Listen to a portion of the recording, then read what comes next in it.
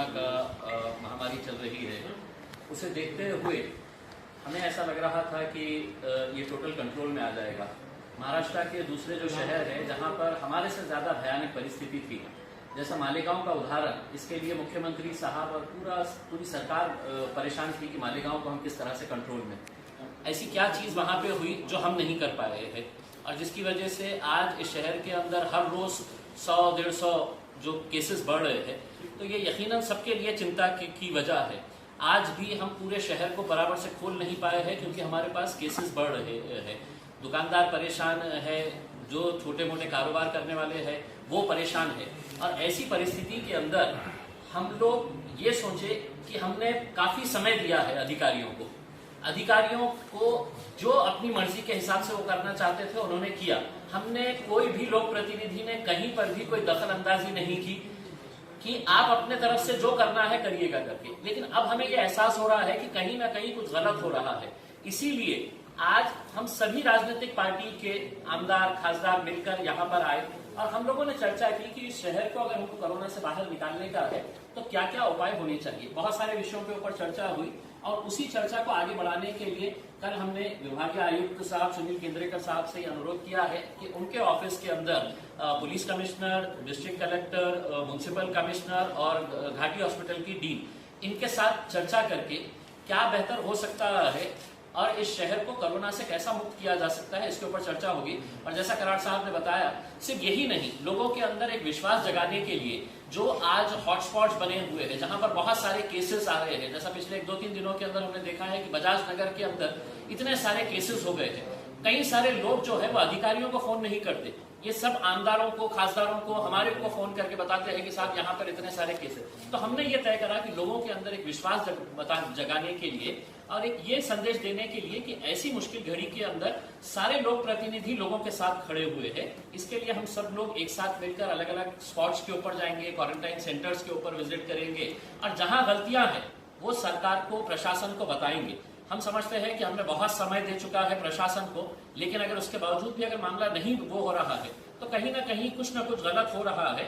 इसलिए अब हम लोग आगे आकर इसके बारे में चर्चा करेंगे। प्रशासन कम नजर पड़ रही है। नहीं, प्रशासन कम पड़ रहा है।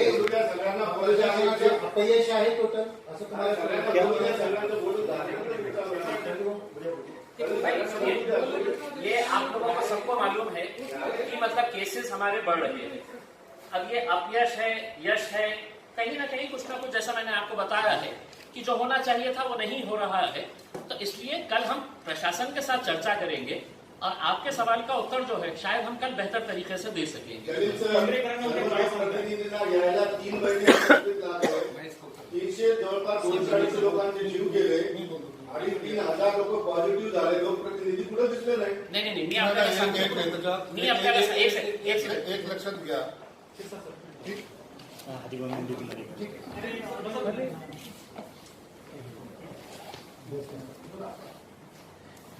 एक लक्षात घ्या की कोरोनाचं जे संकट आहे त्या टायमाला सगळे लोकप्रतिनिधी, आमच्यासारखे सर्व कार्यकर्ते लोकांमध्ये मिक्स होत होते, लोकांना मदत करत होते।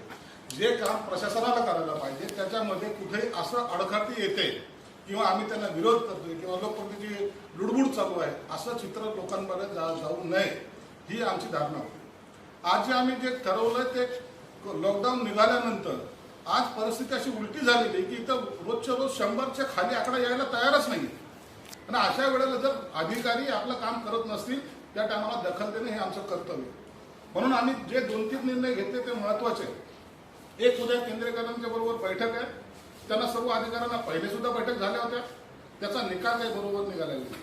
आज जर तुम्ही पेपरला पाहिलं असेल तर त्यात सर्व डिटेल दिलेले, कुणाच्या चुका आहेत कुणाच्या नाही। परंतु आता उद्या तो कार्यक्रम केल्यानंतर आम्ही सर्वांनी, खासदार आमदार सहित सर्वांनी ठरवलेलं आहे की मुख्यमंत्र्यांना सुद्धा आता आम्ही थोड्या वेळाने एक मेल करतो, त्यांना सुद्धा मागणी करतो, जर अधिकारी काही बाबतीमध्ये जर कमजोर पडत असेल किंवा निर्णय घ्यायला कमी पडत असेल, ज्या घडीने पुण्यासाठी 6 अधिकारी आहेत त्या पद्धतीने आमच्याकडे सुद्धा नोडल अधिकारी द्यावेत ही आमची प्रमुख मागणी आम्ही त्यांच्याकडे करणार आहोत। मग ते पोलिसांच्यासाठी असेल, पोलीस खात्यातली असेल किंवा कॉर्पोरेशनच्या संबंधित असेल किंवा कलेक्टरच्या संदर्भात असेल, एक आम्हाला टीम त्यांनी द्यावी ही मागणी आम्ही करतोय। हे आम्ही परवा दिवशी जे जातोय लोकप्रतिनिधी काही करत नव्हते अशातला भाग नाही, सगळीकडे होतेच, परंतु प्रशासनाने ढवळाढवळ केली करत नव्हतं. आम्हाला हे चित्र बदलायचं होतं की आम्ही लोकप्रतिनिधी तुमच्यावर आहोत म्हणून, परंतु आता उद्यापासून आम्ही सर्वजण पक्ष पात सर्व बाजूला ठेवून, इम्तियाज जलील कोणत्या पक्षाचे आहेत, भागवत कराड कोणत्या पक्षाचे, सर्व बाजूला ठेवून आम्ही सर्वजण आता लोकांमध्ये मिसळणार आहोत आणि त्यांना मदत करणार आहोत. घाटीला मदत आम्ही केली नाही का? सर्व खासदारांनी केली, आमदारांनी केली. त्याचं मटेरियल कुठं चाललंय माहित नाही. 40-40 लाख 40-40 हजाराचं एक इंजेक्शन तिथं पेशंटला दिलं जात आहे.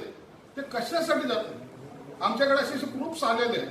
40,000चं इंजेक्शन ऑनलाईन इम्तियाज जलीलकडे त्याचे सबूत आहे. 48,000ला विकलं जातं, काही ठिकाणी 90,000ला विकलं जातं. आणि पेशंटची ही लुटमार सुद्धा थांबली पाहिजे. आत्ताची बातमी आहे, आमचा एक नगरसेवक रावण आमले आता घाटीमध्ये कोरोना पॉझिटिव्ह झाले. ही जबाबदारी कुणाची? म्हणून आम्ही सर्वजण एक आलेलो आहोत. आता आम्ही लोकांबरोबर आहोत आणि करोना हटवण्यासाठी तुमच्यासारखंच आम्ही सुद्धा कटिबद्ध आहोत. एवढीच त्या मागची भूमिका आहे.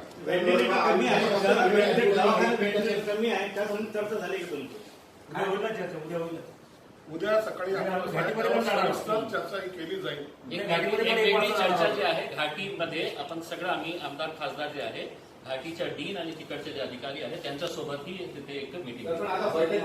उद्या भेटायचं ठरलंय का? तुम्ही काय कुणाला दोषी ठरवलंय?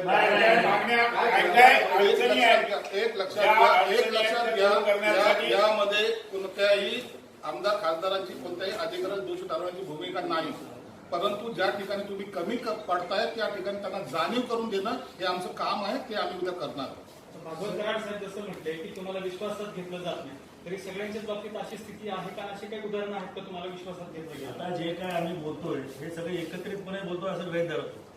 अशी काही उदाहरणं आहेत का सतीश मुंबईचं उदाहरण होतं. मुंबईमध्ये कोरोना पेशंट वाढले होते, आयुक्तांची बदली केली, त्यानंतर तिथे कंट्रोल आलं. इथं पण तशीच परिस्थिती निर्माण झाली असं तुम्हाला वाटतं? आम्ही मागणी केलेली. असं राज्य सरकार ठरवेल आम्ही मागणी काय करायची करू, राज्य सरकार ठरवेल काय करायचं. उद्या मीटिंगच्या नंतर काय होणार याच्यानंतर आम्ही त्याच्यावर बोलू. आपण धन्यवाद.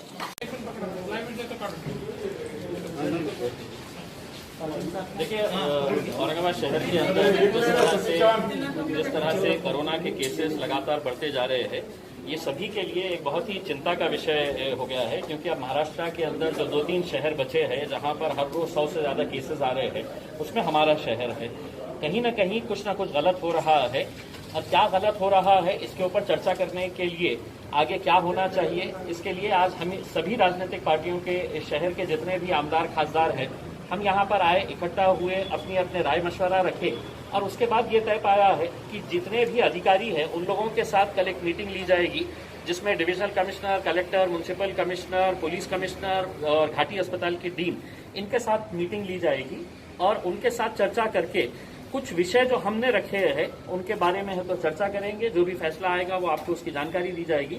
यही नहीं, आज इस शहर के अंदर जो महामारी की वजह से लोगों के अंदर एक घबराहट का, एक दहशत का माहौल है, उसको दूर करने के लिए कि लोक प्रतिनिधि पूरे आपके साथ है, हम सब ने मिलकर ये तय किया है कि हम सभी लोग एक साथ मिलकर वैसे इलाकों के अंदर जाएंगे जहां पर केसेस बहुत ज्यादा है, जैसा पुंडलिक नगर एरिया हो गया है, बजाज नगर हो गया है, बाईजीपुरा हो गया है, इस तरह के जो एरिया है वहां पे हम सभी लोग जाकर विजिट करेंगे और लोगों के अंदर एक विश्वास जताएंगे कि हम सब आपके साथ में है इस मुश्किल घड़ी के ऊपर. साथ ही साथ क्वारंटाइन सेंटर्स के ऊपर विजिट करेंगे. पालक मंत्री साहब कल यहाँ पर आने वाले हैं, उनके साथ एक बैठक करने वाले हैं. मुख्यमंत्री साहब को एक निवेदन देने वाले हैं हम सभी की तरफ से कि यहाँ पर क्या होना चाहिए था, क्या नहीं हो रहा है, इस बारे में विस्तृत चर्चा करेंगे. इस एकजुटता का क्या कारण है? क्या प्रशासन सपोर्ट नहीं कर रहा है? देखिए, प्रशासन के तरफ से ऐसा नहीं है कि सपोर्ट नहीं कर रहा है. हम लोगों ने प्रशासन के काम के अंदर जरा भी दखल अंदाजी नहीं की.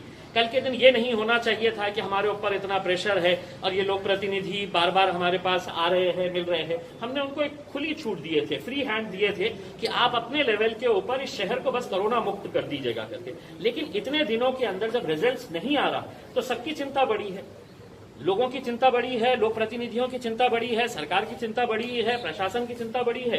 तो ऐसे सूरत के अंदर किसी के ऊपर दोष देना नहीं है, लेकिन अगर राय मशवरे से अगर कुछ अच्छी बातें, जैसा हमने 2 घंटे बैठे हैं तो बहुत सारी नई बातें सामने आई है, उसको हम प्रशासन के सामने रखेंगे. उद्देश्य सबका यही है कि इस शहर को कोरोना मुक्त करने का. धन्यवाद.